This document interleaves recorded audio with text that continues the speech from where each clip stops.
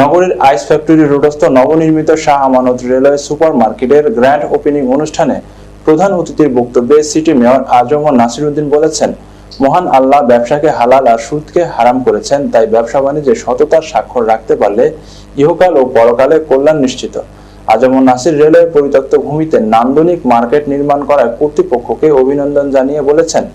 এক সময়ের মাদকের সরবরাহ খ্যাত এলাকার মার্কেট নির্মিত হওয়ার অনেকের ভাগ্য বদলের সুযোগ সৃষ্টি হয়েছে।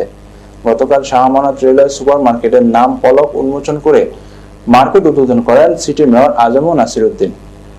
মার্কেট উদ্বোধন শেষে সুধী সমাবেশে প্রধান অতিথির বক্তব্যে Azam Nasir Uddin ice factory road ব্যবসায়ী সমবায় সমিতি লিমিটেডের সাধারণ সম্পাদক বিশিষ্ট শিক্ষানুরাগী মোহাম্মদ শাহ আলমের সঞ্চালনার অনুষ্ঠানে সভাপতিত্ব করেন। মার্কেট সভাপতি সাবেক কমিশনার জহির আহমেদ চৌধুরী, বিশেষ অতিথি ছিলেন দক্ষিণ জেলা আওয়ামী লীগ সভাপতি মোসলেম উদ্দিন আহমেদ,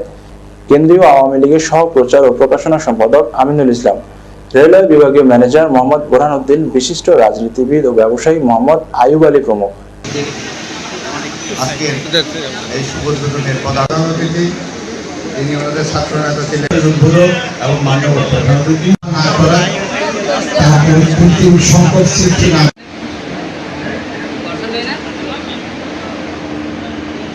আজকের সবাই উপস্থিত বাংলাদেশ আওয়ামী লীগ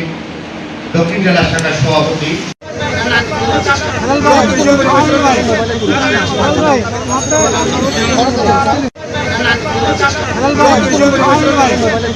ভাই